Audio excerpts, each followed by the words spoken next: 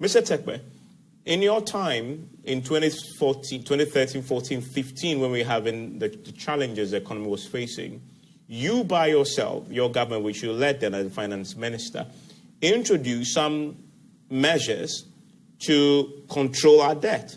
At the time, I mean, I don't know how you called it, debt management, was it restructuring, refinancing, whatever it is. Walk us through that a bit. But I am asking you to walk us through that because while you draw for us the lessons from there that either we can use now or possibly we have abandoned that has led us to where we are right now.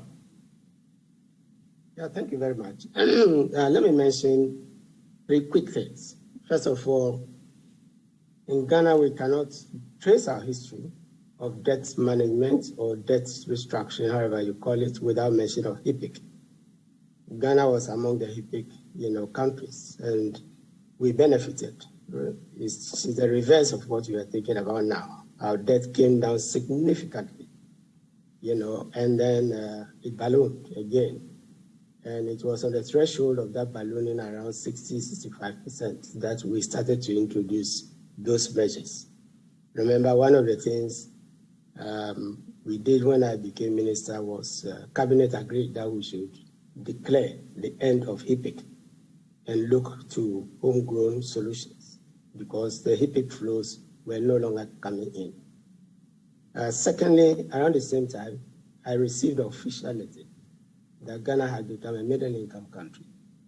Zambia is still a low-income country. So that's one distinction we might want to know when we are making these comparisons. Mm-hmm. And I know the fund, unlike the bank, the funds, it's catching up, with that. Because during the COVID, if you remember, Ghana was, with South Africa, were asking for debt forgiveness. Yeah. We were referred to go and get debt suspension.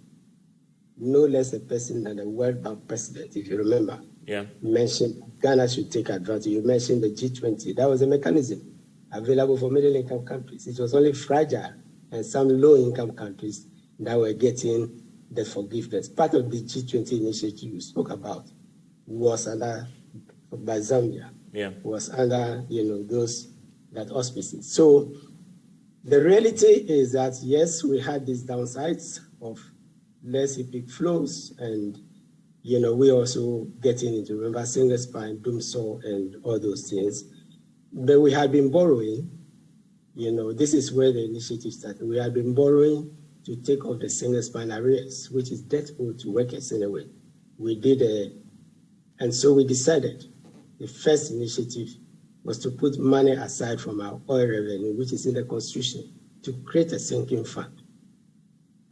We do not have the time. I've spoken, I believe, on a show about the successes of sinking fund, but we took $550 million of our own money to take off, the first sovereign bond issued under His Excellency President Kuffour.